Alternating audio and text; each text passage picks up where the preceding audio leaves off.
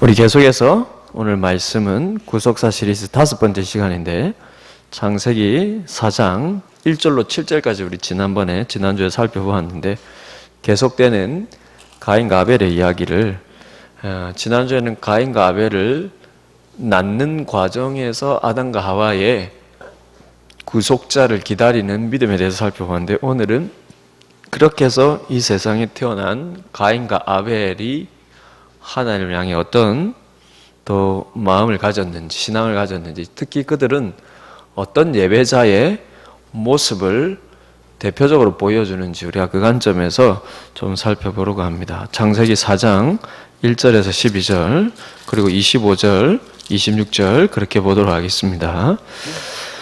한 절씩 교도가에서 창세기 1장 1절에서 12절까지 보시겠습니다. 아담이 그의 아내 하와와 동침하매 하와가 임신하여 가인을 낳고 이르되 내가 여호와로 말미암아 득남하였다 하니라.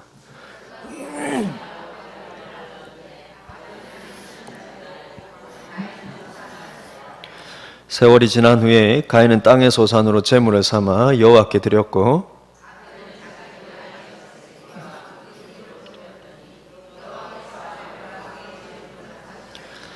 가인과 그의 제물은 받지 아니하신지라. 가인이 몹시 분하여 안색이 변하니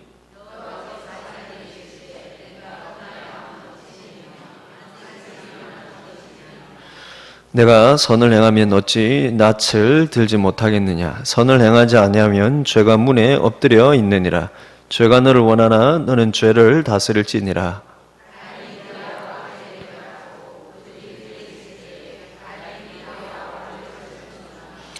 여호와께서 가인에게 이르시되 내 아우 아벨이 어디 있느냐. 그가 이르되 내가 알지 못하나이다. 내가 내 아우를 지키는 자니이까.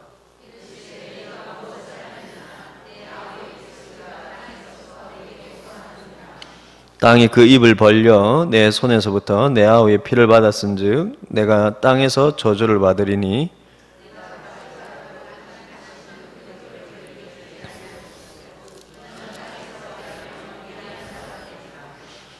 그리고 25절, 26절 보시겠습니다. 그 사이에 가인의 후손에 대한 이야기는 다음 주에 살펴보겠습니다. 25절, 26절 같이 읽겠습니다. 시작. 아담이 다시 자기 아내와 동침하매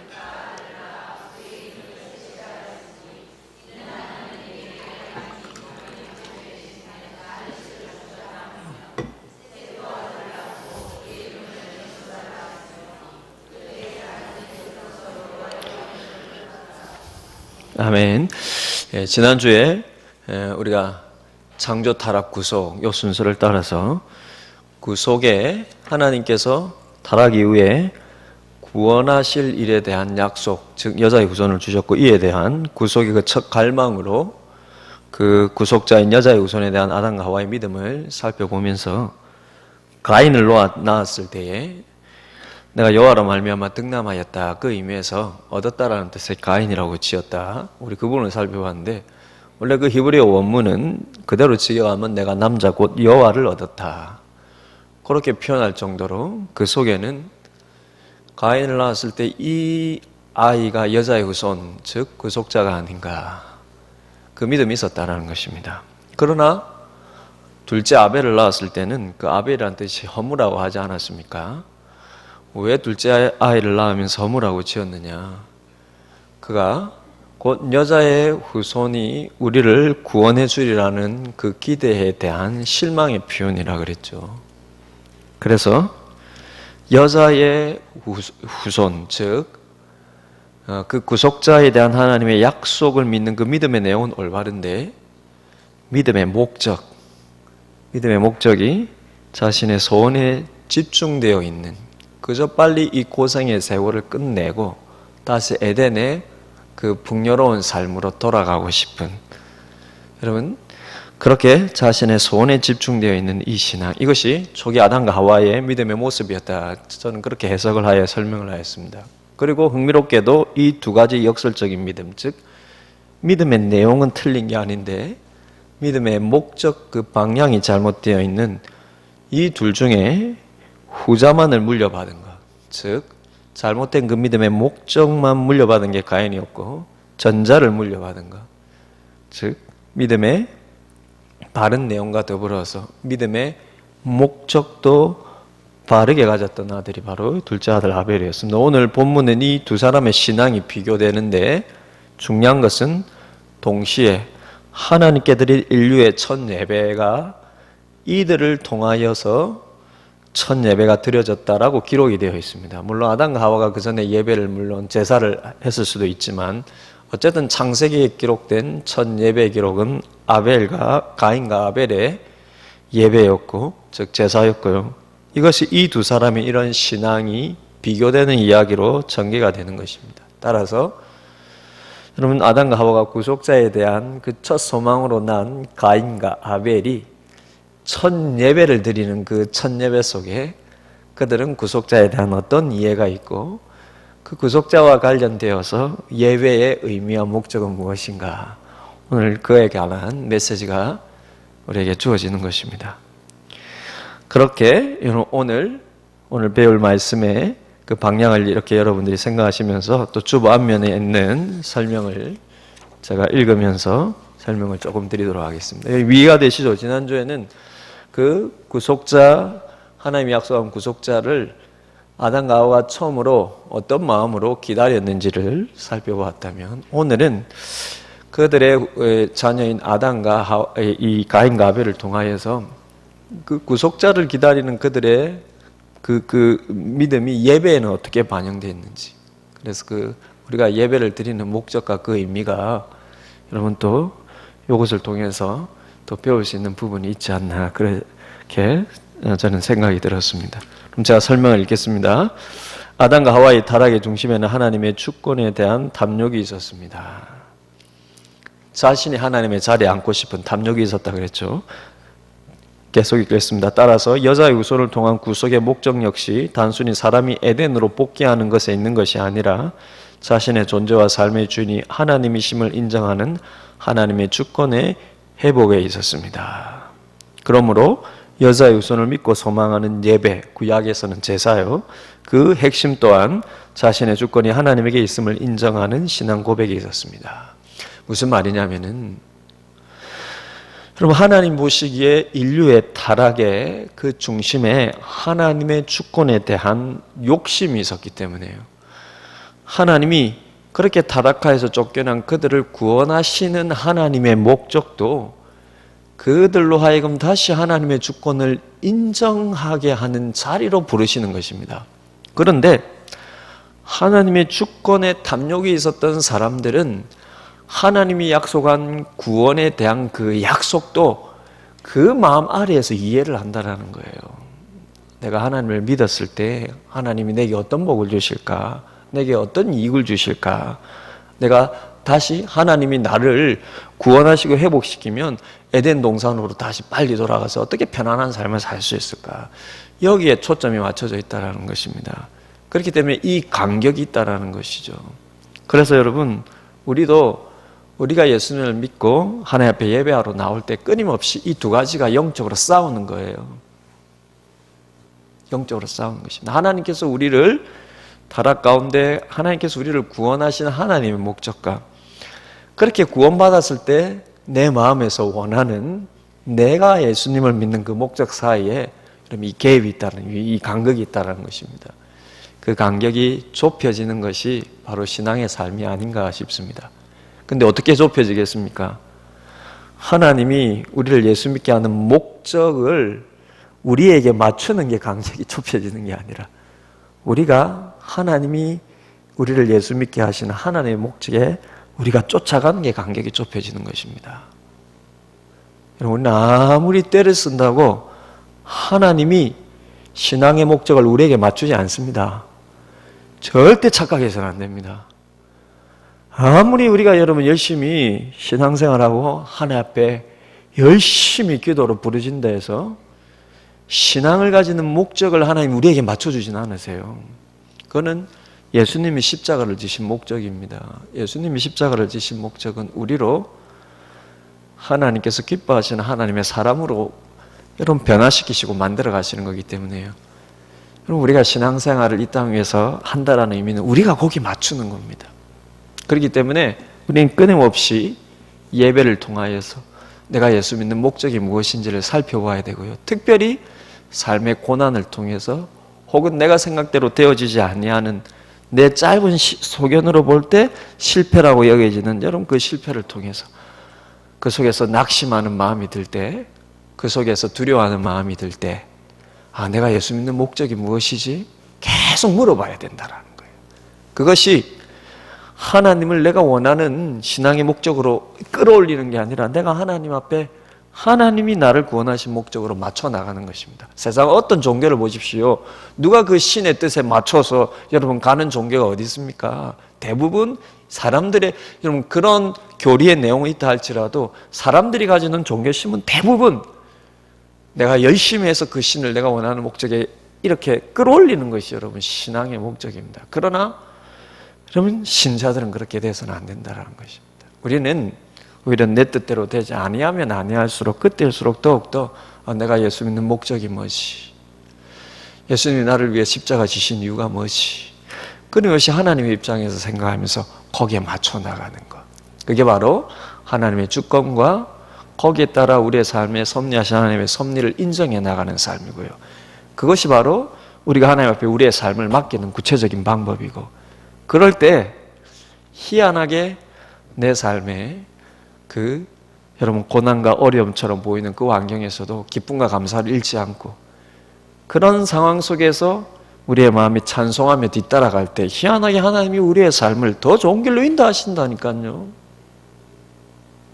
천금을 가지고요, 만금을 가지고 마음에 평안 없이 자기 이익을 쫓아서 살아가는 신앙보다는요, 하나를 가지더라도 감사하면서 그것으로 하나님 앞에 의미 있는 삶을 사는 게 훨씬 행복한 것입니다. 우리가 신앙의 목적을 하나님 앞에 맞춰 살아갈 때 그 마음으로 변화가 될 때, 그럴 때 하나님은 하나에 둘을 더 맡기시고요, 둘에 열을 더 맡기시고요. 그럼 그게 진짜 신앙의 모습인 거예요. 그러니 신앙의 삶이라는 게 하나님 앞에 나를 예수 믿게 하신 그 목적에 우리가 쫓아가는 것이라는 걸 잊지 마시고, 어떤 의미에서 철로 역정과도 같은 여러분 인생들이 다시 되시기를 주님의 이름으로 축원을 드립니다. 그래서 여러분 예배의 목적은 끊임없이 우리가 매주일마다 예배에 나와서 하나님 앞에 여러분 우리를 드리면서 우리를 돌아보는 그 예배의 본질은 하나님의 주권에 대한 인정에 있다라는 거예요. 나의 주인된 권리가 하나님에게 있음을 인정하는 것. 그것이 우리가 예수님을 믿고 예배하는 목적이요. 바로 이것이 여러분 타락 이후에 하나님께서 약속하신 구속자를 기다리는 그 예배의 중심에 있다는 것입니다. 이것을 잘 보여주는 것이 바로 가인과 아벨의 제사의 차이라는 것입니다. 이런 의미에서 하나님의 주권을 얼마나 인정하는가라는 것이 가인과 아벨의 예배, 제사의 목적의 차이라는 것이고, 이게 보여주는 게 뭡니까? 아까도 말씀드린 대로 가인과 아벨이 성경에 나와 있는 첫 예배자거든요. 첫 제사를 드리는 자거든요. 따라서 이 둘의 비교는요, 예배란 무엇인지를 보여주는가 동시에 잘못된 예배란 무엇인가, 잘못된 신앙이란 무엇인가, 이것도 처음으로 보여주는 대목이라는 거예요. 우리는 가인과 아벨을 어떻게 이해하고 있습니까? 어떤 예배가 내가 좀 더 하나님 앞에 기도 응답을 받기에 좋은 예배인가, 이 관점으로 이해를 하는데, 그러면 더 본질적으로는 하나님을 믿는 믿음, 그 믿음에 따른 예배의 목적과 본질, 이 차이를 보여준다는 것이죠. 여러분 이제 제목을 보겠습니다. 제가 역시 두 단락으로 나누었는데, 처음에는 예배의 목적, 그렇게 해서 가인과 아벨의 차이라 설명을 했고요. 두 번째는 예배의 방향이라고 했습니다. 그것은 가인과 아벨 이후에 하나님께서 기뻐하시는 예배자의 모습이 무엇인지 그것을 이제 보여주는데 나눠서 제가 한번 설명을 드리겠습니다. 이제 1번을 보시면 제목을 같이 한번 읽어볼까요? 같이 읽겠습니다. 시작. 예배의 목적, 가인과 아벨의 차이, 하나님의 이런 제가 읽겠습니다. 이런 예배의 본질을 가장 잘 보여주는 첫 사례가 가인의 제사와 아벨의 제사의 대조입니다. 이런 예배 본질이란 건 하나님 주권에 대한 인정이요. 제사에 대한 하나님의 명령이 창세기에 나타나지 않음에도 불구하고 두 사람이 하나님께 제사를 드렸다는 것은 두 사람 모두 하나님의 살아계심을 느끼며 자발적으로 하나님을 향한 어떤 필요를 강구했다는 것입니다. 그러나 그 결과 가인의 제사는 하나님께 거부된 반면 아벨의 제사는 하나님께 받아들여졌습니다. 그 차이가 무엇일까요?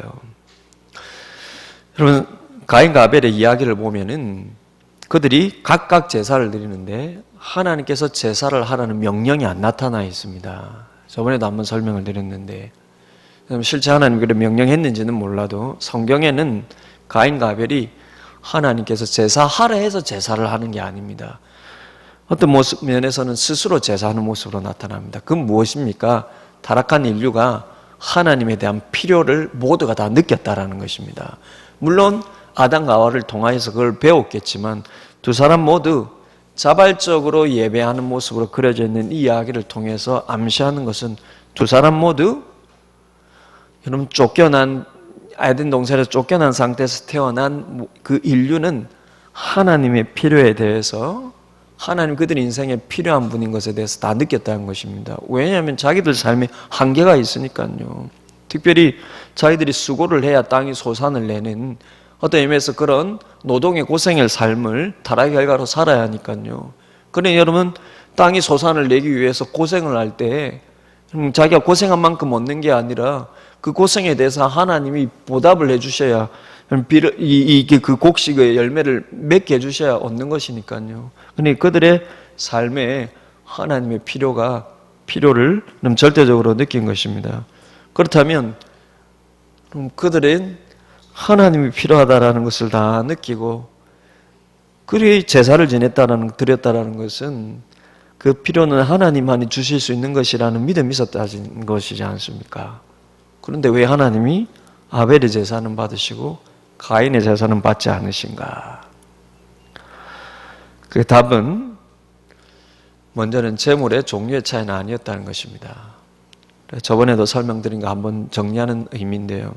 많은 사람들이 아벨은 양의 희생을 통하여서 제사를 드렸기 때문에 하나님 기쁘게 받으시고 가인은 곡식으로 제사를 드렸기 때문에 하나님이 안 받으셨다. 절대 아닙니다. 곡식으로 드리는 제사가 있었어요. 레위기에 보면 그걸 소제라고 합니다. 곡식으로 드리는 제사라고 하나님 안 받는 것이 아닙니다. 그리고 가인은 농사 짓는 것이기 때문에 그가 그의 노력으로 얻는 것은 곡식이니까요. 당연히 그 곡식으로 드리는 건 자기 정성에 대한 표현입니다. 조금 더 잘못된 것이 아닙니다. 어떤 사람은 두 사람의 차이를 재물의 질의 차이로 봅니다. 왜냐하면 성경에 보시면은 여러분 4절을 한번 보시겠습니까? 4절에 보면 아벨은 어떻게 얘기를 하냐면 아벨은 자기도 양의 첫 새끼와 그 기름을 드렸다 이렇게 강조가 되고 눈에 띄는 게 뭡니까? 첫 새끼라는 것이죠. 그것은 우선권을 하나님께 드렸다라는 것이고요. 기름으로 드렸다라는 고기 중에 가장 좋은 부분을 드렸다라는 것이고 가장 맛있는 부분을 드렸다는 것이거든요. 근데 3절에 보면 가인은 땅의 소산으로 제물을 삼아서 하나님께 드렸다 이 표현밖에 없습니다. 그러니 이것이 첫 곡식인지 가장 좋은 곡식인지 가장 맛있는 곡식인지 그 표현이 없다라는 것이죠. 그래서 이 표현만으로 놓고 보면은 제물의 질의 차이가 있었고 거기에는 그 제물을 드린 자의 마음이 있었다라는 것입니다. 저는 중요한 포인트라고 봐요. 우리가 하나님 앞에 드릴 때 아까워하는 마음으로 드리고 그리고 내 삶에 별로 중요하지 않는 부분으로 혹은 덜 가치로운 부분으로 드린다면 하나님께서 그 마음을 다 보시지 않겠습니까? 가인이 드린 양의 첫 새끼 가장 먼저 걸 드리는 것이고 가장 좋은 걸 드린다는 것은 하나님께서 이 모든 걸 주셨다라는 것에 대한 제사장의 마음의 표현이죠. 그렇기 때문에 그 마음이 틀림없이 차이가 있다라고 봐요. 그러나 그게 본질적인 차이는 아니라는 것입니다. 여러분 좀 덜 해도 우리의 것을 떼어서 드린다는 자체 마음이 왜 없겠습니까?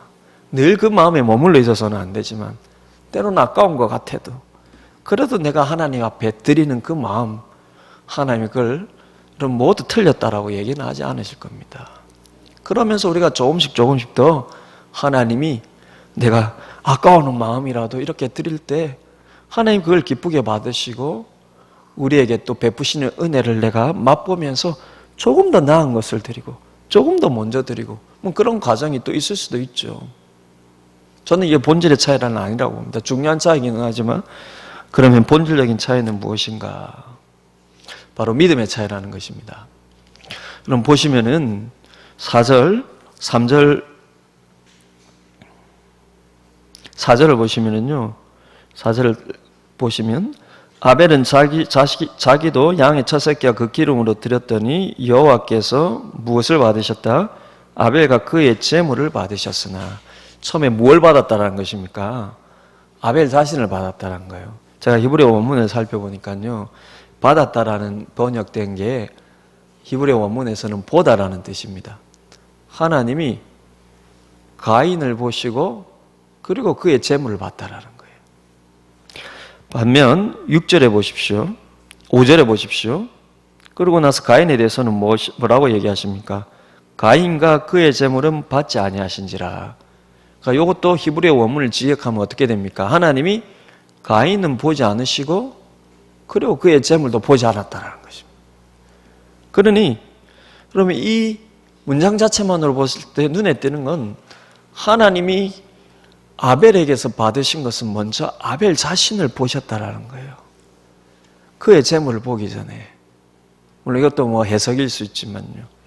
하나님이 가인의 제물을 안 받으실 때 제물의 문제가 아니라 가인을 쳐다보지 않았다라는 것입니다. 그러니 하나님이 아벨을 보신 것은 무엇을 보았다는 것입니까? 그의 마음을, 중심을 보았다는 것이고요. 하나님이 가인에게는 눈을 돌리지 않았다는 건 뭡니까? 그의 중심을 싫어했다는 것입니다. 저번에도 말씀드렸지만 히브리서에서는 믿음장에 나오는 히브리서에서는 이걸 믿음의 차이라고 설명을 합니다.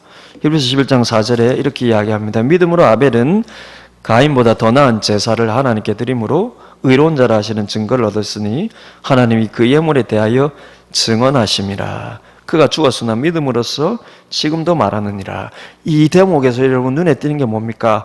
하나님이 뭐에 대해서 증언하신다?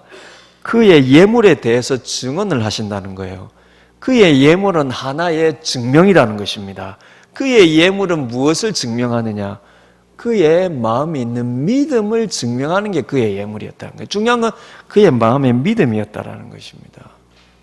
그런데 여러분 히브리서 방금 11장 4절을 보시면 믿음으로 아이는 가벨보다 더 나은 제사를 드렸다는 거잖아요. 핵심은 가인도 제물을 드렸고 예배를 했고 가인도 그에 따른 믿음은 있었지만 여기서 믿음으로 아벨은 가인보다 더 나은 제사를 드렸다는 건 같이 똑같이 믿음이라는 건 있었지만 믿음의 내용과 믿음의 중심이 달랐다는 것입니다. 다른 말로 하면 한마디로 믿음의 목적이 달랐다는 거예요. 제가 조문할 때 하나님이 아벨을 쳐다보시고 가인을 쳐다보지 않았다는 것은 그들의 믿음의 목적이 차이가 있었다는 것입니다. 여러분 어떻게 차이가 있었을까요? 그러면 히브리서가 말하는 믿음이란 소망의 실체입니다. 히브리서 11장에서 뭐라고 시작을 합니까? 믿음은 바라는 것들의 실상이다. 믿음이라는 건 그가 무엇을 소망하는지에 대한 증거물이라는 거예요. 그래서 여러분 무엇을 바라보고 무엇을 소망하느냐라는 것이 믿음의 내용이라는 것입니다. 가인이 가진 믿음은요, 그가 바라보는 소망, 그가 예배하는 목적의 표현이었고, 아벨의 믿음이라는 것은 역시 그가 가지고 있는 소망, 그가 바라보고 있는, 여러분, 그가 바라보고 있는 그 소망의 표현이라는 것입니다. 따라서 그들이 마음에 가지고 있는 소망이 달랐다라는 거예요. 어떻게 달랐을까요? 한마디로 가인은 이 땅에서의 성공을 소망하며 하나님 앞에 예배했고, 아벨은 반대로 이 땅에 소망이 아니라, 이 땅에 소망이 없다라는 의미가 아니라요, 하나님이 주신 약속을 소망하며 그가 예물을 드리고 제사를 드리고 하나님 앞에 예배했다는 것입니다. 근데 여러분, 하나님이 약속한 게 뭡니까? 구속자 여자의 후손이죠. 아벨은 여자의 후손을 기다리며 그를 통해서 하나님 나라가 회복될 소망을 가지는 것이 예배의 목적이었다라는 겁니다. 여러분 주보 앞면에 있는 설명을 제가 이걸 정리를 한 건데 한번 보시기를 바랍니다. 그것은 하나님이 제사를 받고 안 받고의 차이는 이 말입니다. 그것은 단순히 제물의 종류의 문제도 아니며 제물의 질의 문제 또한 본질이 아니었습니다. 하나님께서 가인의 제사를 거부한 것은 먼저 가인이라는 그를 보지 않으신 것입니다. 반면 아벨의 제사를 받으신 것은 먼저 아벨이라는 그를 기쁘게 보신 것입니다. 히브리서는 이것을 믿음의 차이로 설명합니다. 곧 아벨은 믿음으로 그 제사를 드렸다는 것입니다. 이것은 제사의 목적의 차이를 보여줍니다. 즉 가인의 제사의 목적은 이 땅에서 부와 성공을 통한 자신의 주권의 높아짐에 있었고 아벨의 제사의 목적은 여자의 후손을 기다리며 하나님의 주권을 인정하는 데 있었습니다. 여러분 왜 이 땅에서의 성공과 이 땅에서 그게 잘못됐다는 게 아니라 그 자체가 목적이 되는 것. 왜 사람들이 이 땅에서의 부와 성공을 여러분 꿈꾸며 하나님 앞에 예배를 하겠습니까? 자신의 주권을 높이고 싶은 거예요. 자기가 자기 삶의 주인됨을 높이고 싶은 것입니다. 여러분 우리가 이 땅의 성공을 목말라 하는 자체가 잘못된 게 아니라요. 거기에 머무를 때 그 마음 중심에는 하나님의 주권보다 내 주권이 있는 것입니다. 내 인생을 내가 원하는 대로 만들어 나가고 싶은 마음이 있는 거예요. 예배는 이걸 거부하는 행위가 되어야 됩니다. 여러분 소원 들고 나와도 됩니다. 그러나 그 소원의 목적은 늘 새로워야 돼요. 여러분 필요한 재물 구해도 됩니다. 그 재물의 목적은 늘 새로워야 됩니다.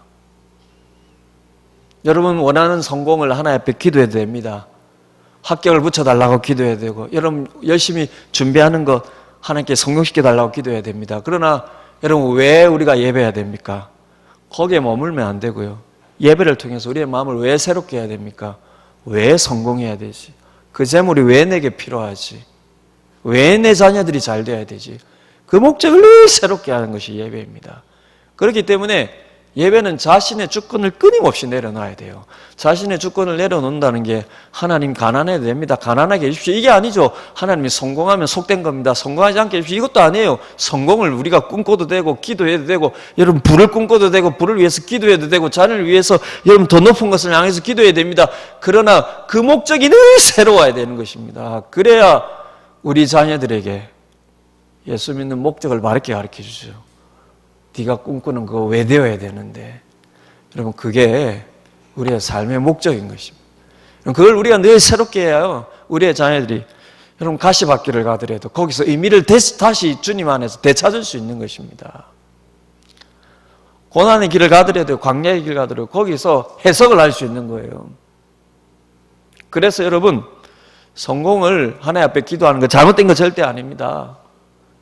늘 예배에 와서 왜 성공이 필요한지 예수 그리스도 안에서 바라보고 묵상해야 되는 것입니다. 그게 하나님의 주권을 인정하는 거예요. 내 주권을 내려놓는 것입니다. 그러나 그게 쉽습니까? 내 욕망을 내려놓고 내 욕심을 내려놓고 내 목적을 내려놓는 게 쉬운 게 아닙니다. 그러니 여러분 우리가 하나님 앞에 우리의 허물을 우리의 연약함을 끊임없이 살펴보며 내려놓으면서 십자가 아래서 여러분 우리가 계속해서 출애굽기를 통해서 살펴본 게 뭡니까? 하나님이 우리의 죄와 허물을 용서하시되 함께 하시겠다라고 그 약속을 믿고 오늘도 우리의 죄와 허물을 우리의 연약함을 용서해 주시는 주님 앞에 그 용서를 통해서 하나님 우리와 함께 하심을 바라보는 목적이 뭡니까? 내가 예수님이 나를 위해 십자가 지신 그 이유에 내가 자꾸 맞춰 나가는 것입니다. 그래야 성공이 주어져도 그것으로 하나님 나라 위해서 그 성공 자체로 여러분 제가 말씀드린 거는 여기에 하나님이 내게 100만 원의 소득을 주시면 거기에 얼마를 하나님 앞에 헌금할 수 있을까? 이게 아니라요. 성공이라는 자체를 하나님 나라 관점에서 이해할 수 있는 우리의 삶을 바라보는 시각이 바뀌는 것입니다. 그래서 여러분 예배가 무엇인지 여러분이 하나님 앞에 나와서 여러분 삶과 가정에 있는 어려움들 다 쏟아내고요. 하나님 앞에 그걸 부르짖고요. 기도의 자리에 나와서 그러면서 주님이 나를 구원하신 이유, 하나님이 내 삶의 주인 되시고자 하시는 이유, 끊임없이 살펴보면서 자기를 내려놓을 줄.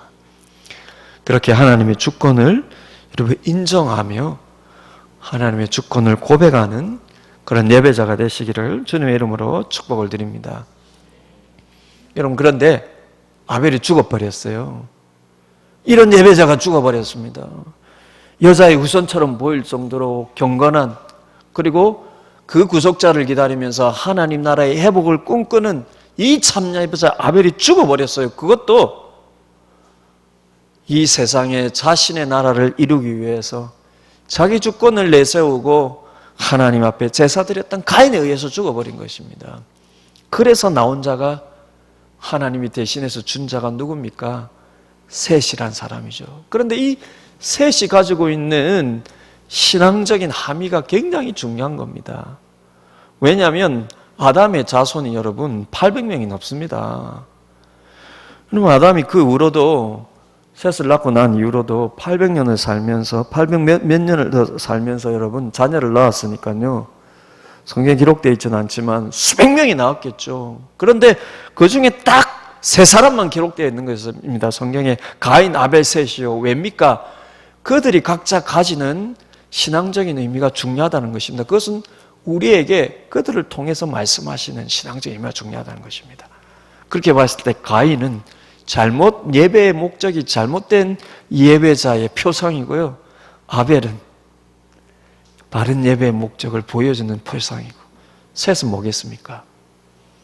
그 예배자 아벨이 죽었을 때 셋을 하나님이 대신 주신 이유는 앞으로 인류가 드릴 예배의 방향을 보여주는 거예요. 왜냐하면 셋이 그 아들을 낳았을 때, 우리가 전에 설교에서 살펴본 대로 그 아들의 이름을 에노스라고 지었던 것은 굉장히 중요한 의미를 가지기 때문입니다. 에노스의 뜻이 무엇이었습니까? 미약함, 나약함이라는 뜻이죠. 셋이 여러분 자기 아들을 낳고는 나약하다, 미약하다 이 말을 그 이름으로 지어 붙였을 때는요, 거기에는 하나님에 대한 신앙적인 표현이 있다는 것입니다. 즉 하나님의 주권을 인정하며 구속자를 기다리는 우리는 하나님의 도우심 없이는 얼마나 나약한지 모릅니다. 자기의 허물과 연약함을 인정하고 고백하면서 그 가운데 약속의 여자의 후손 구속자를 기다리면서 자신의 주권을 하나님께 드리는, 이것이 여러분 그때 셋을 통하여서 사람들이 모여서 공예배가 시작된 공예배 기원이었다라는 것입니다. 그래서 그걸 저번에 여러분 예배를 통해서 깊이 한번 살펴봤죠. 그래서 여러분 오늘 주보 앞면을 보시면 이번에 예배의 목적이 가인과 아벨을 통해서 보여졌다면 예배의 방향은 셋과 그의 사람들을 통해서 보여지는 것입니다. 그리고 그 부제목으로 저는 이렇게 달았습니다. 꼭 2번을 같이 한번 읽어보겠습니다. 제목 읽겠습니다. 시작. 예배의 방향, 셋의 사람들, 낮아짐을 통한.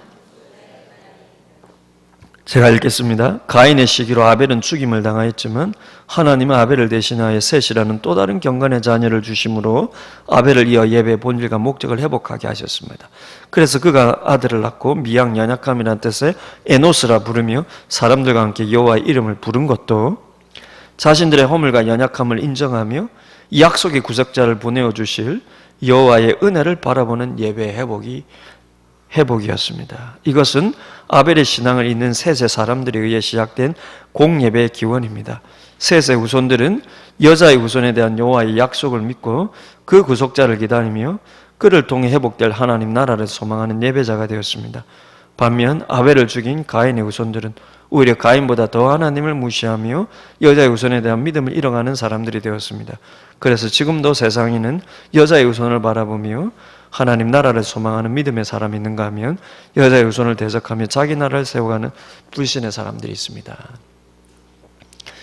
아담과 하와가 첫 두 아들 가인과 아벨을 통해서 그들이 선악과를 통해서 잃어버린 에덴 동산으로 돌아갈 수 있나 없나, 그럼 거기에 온 관심이 집중되었을 때 그 부모 아래서 가인과 아벨은 오롯이 그 목적이 하나님이 여자의 후손을 통해서 회복시킬 하나님의 나라에 있는지 아니면 이 땅 위에서 타락한 세상에서 자기 나라를 만들어 나가는지, 그 두 사람이 이게 있었습니다. 그러나 아벨이 죽고 셋과 그의 후손들을 통해서 보여준 것은 여자의 후손을 더 기다리면서 그것이 그들의 삶의 예배 속에 나타나야 한다는 것입니다. 예배의 목적이에요. 이 구속자를 기다리면서 자신들이 이 구속자를 기다리는 자체가 자신들의 죄로부터 왔음을 인정하고요. 그럼 구속자를 기다린다는 의미가 뭡니까? 그 첫 전제는 구속을 기다린다, 구원을 기다린다는 첫 전제는 우리가 죄인이라는 뜻입니다. 우리가 예배를 하는 목적, 내가 설정한 그 목적 이전에요, 하나님 앞에 예배를 드린다라는 것, 타락한 이 시대에 예배를 드린다는 자체가 우리는 죄인이라는 것에 대한 인정입니다.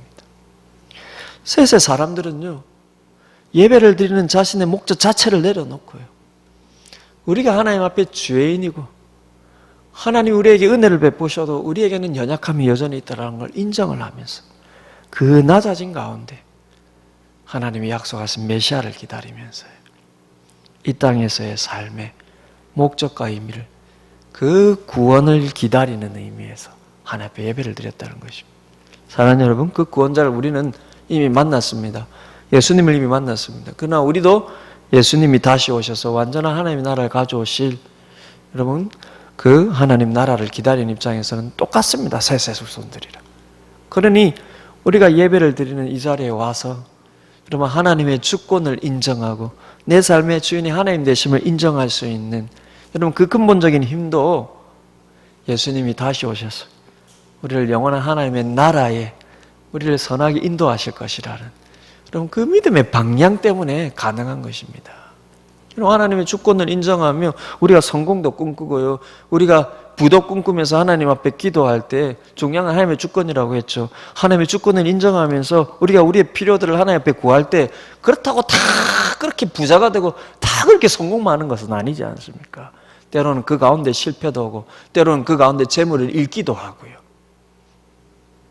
그럼에도 여전히 하나님의 주권을 인정할 수 있는 그 힘이 어디서 나옵니까? 여자의 후손인 예수 그리스도가 이 땅에 오셔서 완전한 하나님의 나라를 이룰, 오직 그 소망이, 여러분, 우리가 잠깐 실패한 것도 이길 수 있는 우리 믿음의 중심이라는 것입니다. 그러니 우리가 하나님의 주권을 인정하면서 여러분 부도 바라고 성공도 바란다라고 할 때 하나님의 주권을 인정한다라는 것은요, 이러다 언젠가는 꼭 성공하겠지, 단순히 이 방향이 아니라 우리가 보이는 표대가 좀 실패해도 언젠가는 성공하겠지, 하나님 주권 인정하면 언젠가는 성공하겠지, 우리가 바라보는 표대가 그게 아니라 영원하신 우리 하나님의 나라, 여러분, 요한계시록에 말하는 새 에덴, 그게 우리가 믿음으로 소망하는 것에 마치 북극성과 같은 중심이 되어야 되는 것입니다. 그래야 그 가운데 조금 실패하고, 여러분, 그 내 인생의 끝이 마치 실패처럼 보여도 낙심하지 않고 소망하지 않고, 그리고 그런 자에게 하나님께서 하나님 나라의 일을 맡기시는 것입니다. 사랑하는 여러분, 이 믿음의 중심을 여러분들이 늘 가지시고, 여러분, 출애굽기 오늘 말씀 민수기를 통해서 보여준 것처럼요, 하나님께서 너희들이 어떤 허물에도 용서하며 내가 약속의 땅으로 끝까지 너희들이 이끌고 가겠다라고 하는 그 약속의 땅이, 여러분, 예시적으로 우리에게 보여주는 궁극적인 게 무엇입니까? 하나님의 나라예요. 여러분이 성공을 꿈꾸는 여러분 이 세상의 그 자리가 아닙니다. 우리가 바라보는 소망의 끝은, 여러분, 내가 언젠가는 그래 참고 있다 보면 성공하겠지 하고 그 자리가 아닙니다. 하나님 그 자리를 줄 수 있습니다. 그게 여러분 우리가 바라봐야 할 표대가 아니라는 거예요. 우리가 바라봐야 할 표대, 하나님이 책임지고 안전하게 약속의 땅으로 인도하시라는 것은 하나님의 나라입니다. 그러니 여러분, 우리가 주님 다시 오셔서 혹은 우리가 하나님께 부름을 받아서 갈 완전한 하나님의 나라에 대한 소망 없이 우리가 이 세상에서 어떻게 믿음을 승리하고 살아갑니까? 교인들을 보십시오. 한국 교회 다니는 교인들이 열심히 기도해서 모두 다 성공합니까? 똑같이 사고 만나서 그 사고 속에 여러분 죽임을 당할 수도 있습니다. 근데 여러분, 우리가 뭘 바라봐야 되겠습니까? 하나님 우리의 삶, 우리의 가정을 각각 하나님 복되게 인도하시겠지만 우리가 바라봐야 될 믿음의 궁극적인 것이 영원하신 우리 주님의 나라가 실제 우리 믿음의 실체가 안 되면은요, 우리가 말한 대로 좀 성공했다 해도 곧 늙어서 그것을 누릴 수도 없는 나이가 올 텐데요. 저는 언젠가 요양원에 안 가겠습니까? 요양원에 가서 제 의지대로 이제 더 여러분 힘 없이 이렇게 있을 날이 오겠습니까? 내가 성공해서 여러분 부를 1,000만 건 모아놨다는데 그 요양원에 누워있을 때 그게 다 무슨 소용이 있습니까? 그 자체가 목표가 되면 안 됩니다. 우리 하나님의 주권을 인정할 때 그것을 주셔도 하나님을 위해서 그게 무슨 의미인지 여러분 우리가 그 의미를 우리가 알기 위해서 예배드려야 되는 것도 그 이유입니다. 이 땅에서의 목표는 이루고 나면 다 물겁처럼 사라지고 의미가 없어집니다. 남는 것은 그걸 통해서 우리가 하나님 앞에 어떻게 영광을 돌려내냐 그밖에 없습니다.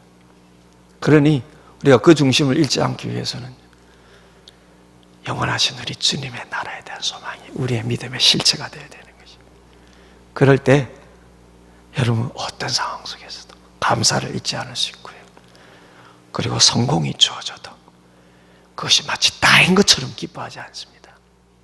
고난이 주어져도 그것이 다인 것처럼 낙심하지 않지만 이 땅에 성공이 주어져도 그것이 다인 것처럼 마냥 기뻐하지는 않아요. 그 자체는 의미가 없습니다.